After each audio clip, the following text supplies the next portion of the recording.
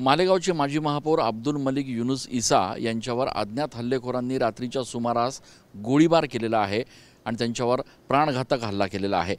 मलिक ईसा हे मालेगावमधल्या एका हॉटेलवर रात्रीच्या सुमारास चहा घेत असताना काही अज्ञात हल्लेखोर या ठिकाणी आले आणि त्यांनी त्यांच्यावर गोळीबार केला। साधारण 3 राऊंड जे आहेत ते ईसा यांच्यावर फायर करण्यात आलेले आहेत।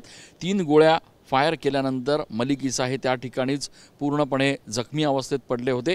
त्यांना काही लोकांनी तिथून उचलून खासगी रुग्णालयात आधी दाखल केलं आणि त्याच्यानंतर आता त्यांना नाशिकच्या एका खासगी रुग्णालयामध्ये उपचारासाठी दाखल करण्यात आलेला आहे।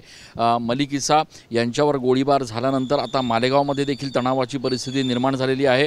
पोलिसांनी अतिरिक्त कुमक जी आहे ती मालेगावमध्ये तैनात केलेली आहे आणि त्यासोबतच नाशिकच्या ज्या हॉस्पिटलमध्ये ईसा यांना दाखल करण्यात आलेलं आहे त्या परिसरात देखील आता MIMच्या कार्यकर्त्यांची आणि त्यांच्या सगळ्या चाहत्यांची गर्दी जी आहे ती या ठिकाणी बघायला मिळते आहे। ओएसिस फर्टिलिटीच्या तज्ञांनी IVF उपचार पद्धतीद्वारे 1 लाखांहून अधिक जोडप्यांना मातृत्व प्राप्तीचा आनंद दिला आहे।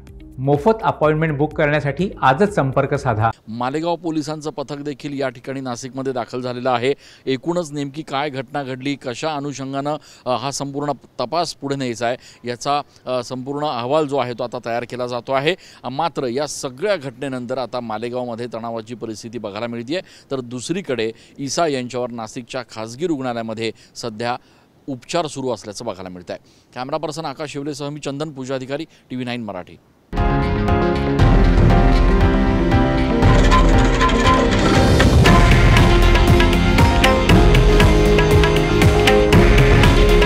हे आहे देशातील नंबर 1 न्यूज नेटवर्क आणि आपण पाहत आहात TV9 मराठी।